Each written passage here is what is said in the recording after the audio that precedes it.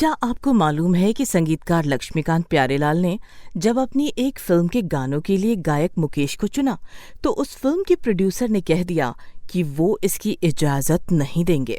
इसके बाद लक्ष्मीकांत प्यारेलाल ने उस शक्तिशाली प्रोड्यूसर से कहा कि अगर मुकेश ये गाने नहीं गाएंगे तो मैं भी आपकी फिल्म में काम नहीं करूंगा।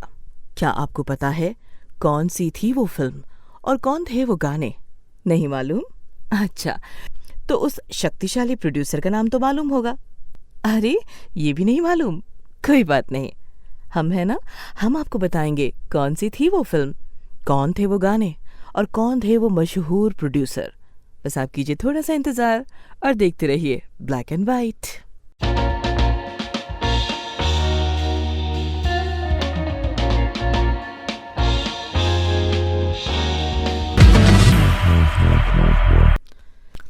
नमस्कार, ब्लैक एंड व्हाइट में आपका स्वागत है।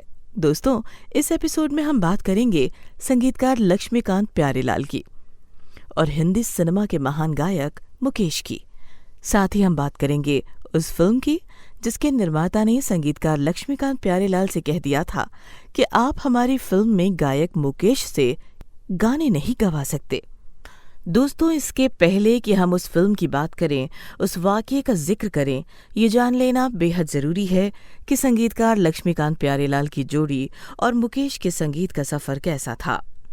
संगीतकार लक्ष्मीकांत प्यारेलाल और गायक मुकेश के सफ़र की शुरुआत हुई थी फिल्म पारसमणि से 1963 में। पारसमणि लक्ष्मीकांत प्यारेलाल की रिलीज होने वाली पहली फिल्म थी। पारसमणि के बाद 1964 में आई फिल्म संत ज्ञानेश्वर में भी मुकेश ने लक्ष्मीकांत प्यारेलाल के लिए गाया था। जोत से जोत जगाते चलो। मुकेश का ये गाना अब भी बजता है और इसका असर अब भी ऐसा होता है कि साफ लगता है कि इस गाने ने समय की सीमा तोड़ दी है। मुकेश के इस गाने को लिखा है गीतकार भरत व्यास ने। प्रेम की गंगा बहाते चलो। संगीतकार लक्ष्मीकांत प्यारेलाल और गायक मुकेश के सफर पर आगे चले, इससे पहले ये जान लेना ठीक रहेगा कि उस दौर के बाकी संगीतकारों का मुकेश के प्रति क्या रुख था। जानकारों का मानना है कि उस दौर के ज्यादातर बड़े संगीतकारों ने गायक मुकेश को ज्यादा मौका नहीं दिया। संगीतकार सी रामचंद्र ने मुकेश से 4 गाने गवाए, मदन मोहन ने 9 गाने, ओपी नैयर ने 4 गाने, एस.डी. बर्मन ने 12, आर.डी. बर्मन ने 15 गाने और नौशाद ने 27 गाने गवाए थे। दोस्तों, मुकेश से सबसे ज्यादा गाने संगीतकार शंकर जयकिशन ने गवाए थे, कुल 107।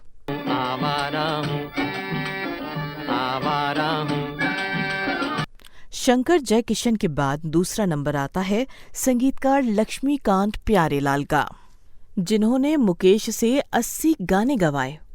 इन 80 गानों में कई हिट गाने और कई गाने सुपर हिट हैं। तन से उड़ता गुलाल कहाँ, तुम बिन जीवन कैसे बीता। दोस्तों, अब आते हैं एपिसोड के अपने विषय पर। शुरू में हमने मुकेश के जिन गानों की बात की थी, जिस वाकये का जिक्र किया था, जिस फिल्म का जिक्र किया था, जिस प्रोड्यूसर का जिक्र किया था, वो सभी चीजें फिल्म मिलन से जुड़े हैं। जी हाँ, 1967 में आई फिल्म मिलन से। सावन का महीना पवन करे शोर। दोस्तों, मिलन बनाई थी जाने माने फिल्म प्रोड्यूसर और दादा साहब फाल्के अवार्ड विनर एल.वी. प्रसाद ने। एल.वी. प्रसाद दक्षिण के फिल्म निर्माता थे, लेकिन हिंदी में भी फिल्म बनाते थे। इनकी कंपनी का नाम था प्रसाद प्रोडक्शन। मिलन के पहले एल.वी. प्रसाद ने जो सफल हिंदी फिल्में बनाई थीं, उनका नाम है शारदा, छोटी बहन, ससुराल, बेटी बेटे और दादी माँ। इन फिल्मों में संगीत दिया था संगीतकार सी रामचंद्र ने, शंकर जयकिशन ने और रोशन ने। एल.वी. प्रसाद और लक्ष्मीकांत प्यारेलाल पहली बार साथ आए थे 1967 में फिल्म मिलन में।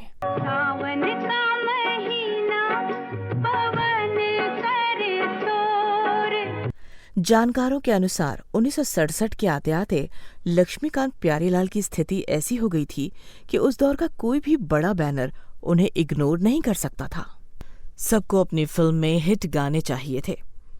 यही वजह है कि उस दौर के प्रख्यात फिल्म प्रोड्यूसर LV प्रसाद ने अपनी फिल्म मिलन के लिए संगीतकार लक्ष्मीकांत प्यारेलाल को चुना था। फिल्म मिलन में थे सुनील दत्त और नूतन।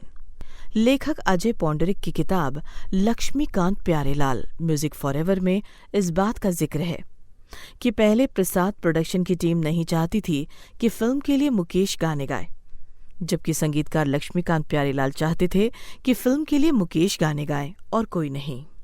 इस मुद्दे पर बात आगे बढ़ी तो संगीतकार लक्ष्मीकांत प्यारेलाल दोनों ने फिल्म निर्माता LV प्रसाद से साफ कह दिया कि अगर मुकेश नहीं गाएंगे तो वो उनकी फिल्म मिलन नहीं करेंगे। कहा जाता है कि गायक मुकेश को लेकर प्रसाद प्रोडक्शन की टीम का विरोध इतना ज्यादा था कि जब फिल्म मिलन के पहले गाने मुबारक हो सबको की रिहर्सल हो रही थी तो प्रसाद प्रोडक्शंस में उस वक्त मौजूद ज्यादातर लोग रिकॉर्डिंग रूम छोड़कर चले गए थे।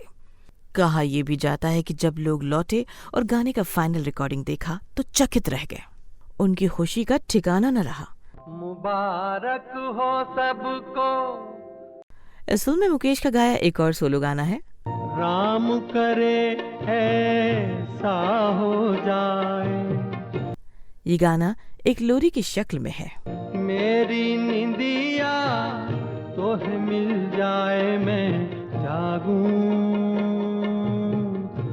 मिलन के पहले सुनील दत्त की मदर इंडिया सहित कई फिल्में आ चुकी थी, लेकिन किसी भी फिल्म ने सुनील दत्त को इतने हिट और सुपरहिट गाने नहीं दिए थे। मुकेश ने मिलन में सुनील दत्त की झोली भर दी थी। फिल्म हिट हो गई थी, सुनील दत्त हिट हो गए थे, फिल्म के गाने हिट हो गए थे। राम गजब ढाए ये पुरवैया।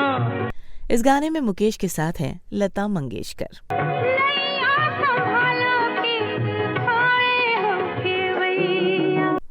कहा जाता है कि मुकेश का ये गाना देश में एक तूफान की तरह आया था। उस दौर के लोगों का कहना है कि ये गाना आया तो था किसी तूफान की तरह, लेकिन ये ऐसा तूफान था जो आने के बाद कहीं गया नहीं, वहीं ठहर गया। यार झूमे से जैसे बनमाना चेनो।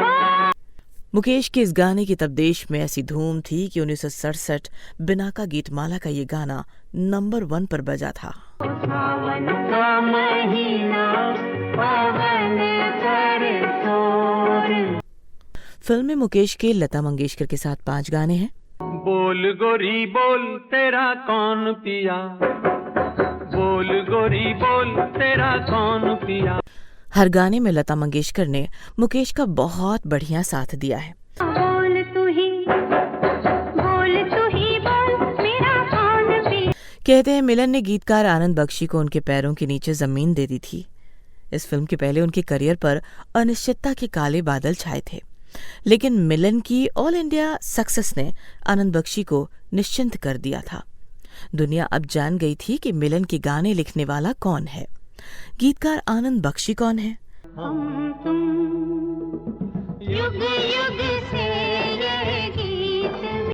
जानकारों का मानना है कि मिलन ने एक और काम किया था। संगीतकार लक्ष्मीकांत प्यारेलाल के जरिए, मिलन के गानों के जरिए हिंदी सिनेमा के महान गायक मुकेश का गौरव दोबारा बहाल हुआ था।